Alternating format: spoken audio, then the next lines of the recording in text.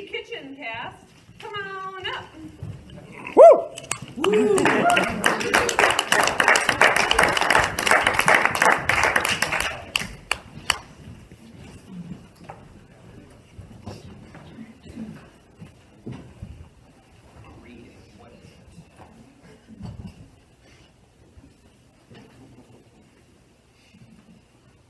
The stage is set with a counter island as if it's the middle of a kitchen. The island has at least one drawer and a set of bowls around a large black cauldron. Near the island is a single chair, and further downstage is a mat with a pentacle painted on it. Lights come up on Mildred at the cooking island with a magical staff in hand. A very magical day to you. Welcome to Witchy Kitchy with me, Mad Missie Mildred. Today, after that miserable frost last night and the haze outside today, I'm in the mood for something comforting. That's why I'm going to show you my recipe for scones and nectarine jam. Now, this recipe for scones is really quite easy. I've got 225 milligrams of flour here, 2 teaspoons of baking powder, 50 grams of sugar, and 55 grams of fat. You can use butter or margarine, but I quite like a good scoop of Minotaur tallow when I can get it. Now, you non-magical folks can mix these together in a bowl, but I find my cauldron does just fine for this. And then I add 100 milliliters of milk. I quite like Sasquatch milk when I can get it out of season, so cow will do. She adds the milk, raises her staff, and stirs around the inside of the cauldron. And what you should end up with is a light and sticky dough. Turn it out onto your work surface. She turns the dough onto the countertop and begins rolling it with her staff.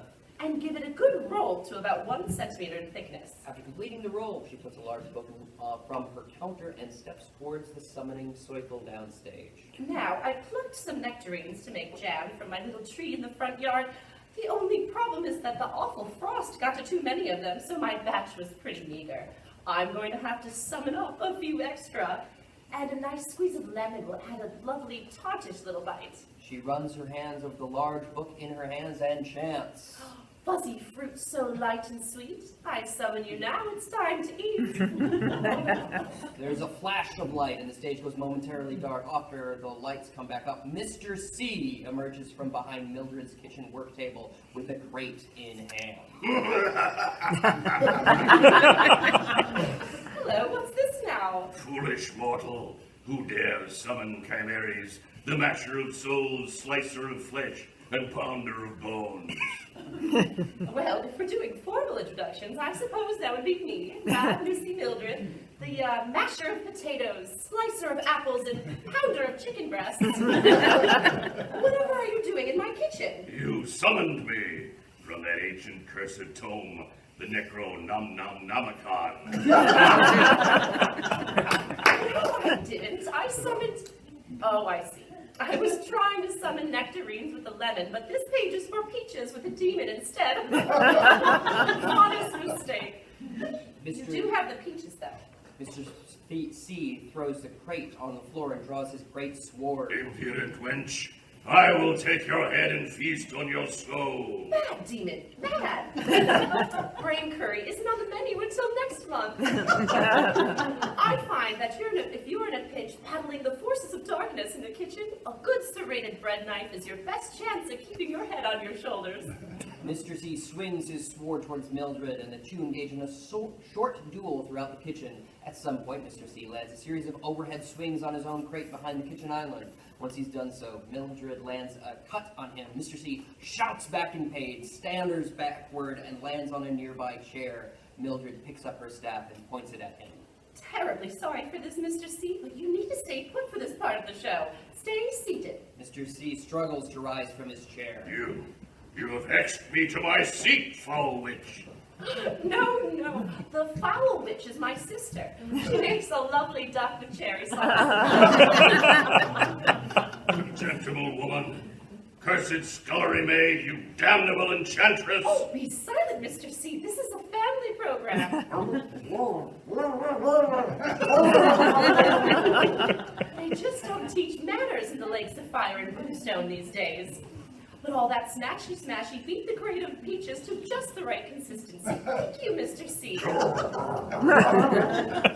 Just need to get those into a jar. Go on now, sweet sticky mass, get yourself into the glass. Now, we're just going to slice some of these lovely scones here and pop them onto a baking tray. Now, usually you bake these in the oven at about 200 degrees Celsius for 15 minutes, but if you have a big bad demon on She hand, extends the tray out towards Mr. C and points at him with her staff. tell me you can't help and you'll be a liar. Come on now, C, let's see your breath of fire. Mr. C breathes a long exhale onto the baking sheet.